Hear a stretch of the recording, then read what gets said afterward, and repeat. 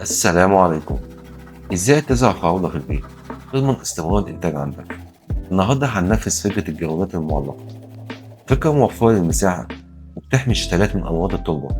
دلوقتي أنا بجهز عارض خشب قوية، لأن الجرون بعد ما يتملي تربة ومية وزنه بيوصل من 5 ل 7 كيلو. الثبات هنا مهم جدا، لأن أي اهتزاز في أول أسبوعين بيأثر على تثبيت الجذور. الفراولة في البداية بتركز كل طاقتها على بناء الجذر مش على الوقت.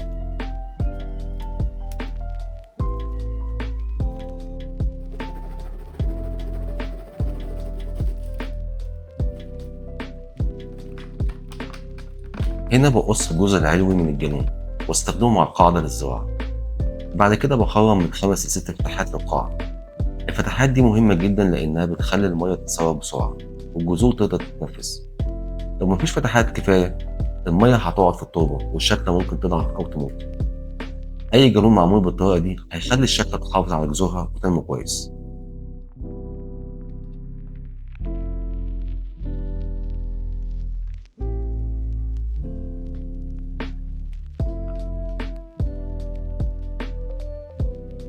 خلطة التربة هتكون 40% رمل، وضروري نغسله كويس من الأملاح قبل الاستخدام. الرمل بيخلي التربة خفيفة والصرف ممتاز، وده مهم جدا للفراولة لأن جذورها سطحية. ومعانا 30% كومبوست ناضج يمسك التربة شوية ويوفر غذاء عضوي للشتلات، و20% تربة طينية بتدي ثبات للتربة وتساعد على احتفاظ المية بدون ركود. ومعانا 10% سماد متحلل، ولازم نتأكد إنه متحلل قبل الاستخدام لأنه بيدي نيتروجين بطيء وآمن للجذور الصغيرة.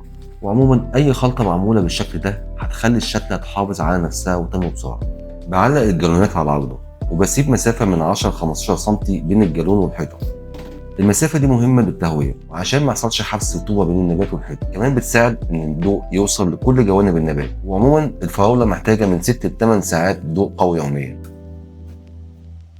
وأنا بملى الجالون بالتربة بسيبها مفككة من غير ضغط، والهدف إن الهواء يفضل موجود بين جزيئات التربة علشان الجذور تتنفس. ضغط التربة بيقفل المسام وبيخلي الجذور ضعيفة، والتربة المفككة بتساعد الجذر ينتشر بسرعة ويثبت النبات. تغرس شتلة الفراولة على عمق 5 سم، مع الحرص إن القلب يكون على مستوى سطح التربة، لأن دفن القلب بيسبب تعفن ورفعه زيادة بيسبب جفاف الجذور. الفراولة بتمتاز إنها بتطلع فروع بنرقدها وهي متصلة بالنبات الأم. بعد 2 أو 3 أسابيع الجذور بتكون جاهزة ونقدر نفصل الشتلة الجديدة. وبالطريقة دي شتلة واحدة ممكن تطلع من 5 ل 10 شتلات في الموسم. أول رواية بعد الزراعة بيكون رمل لحد ما المياه تنزل من فتحات الصرف. الهدف من الرواية دي تثبيت التربة حوالين الجذور وطرد أي فراغات هواء. بعد كده الري مش بيكون روي تاني، الرواية اللي بعديها بتكون حسب رطوبة التربة مش حسب الوقت. يعني لو سطح التربة نشف من فوق من 2 ل 3 سم يبقى وقت الري، لو لسه رطب نستنى لأن الفراولة ما بتحبش الزيادة في المية.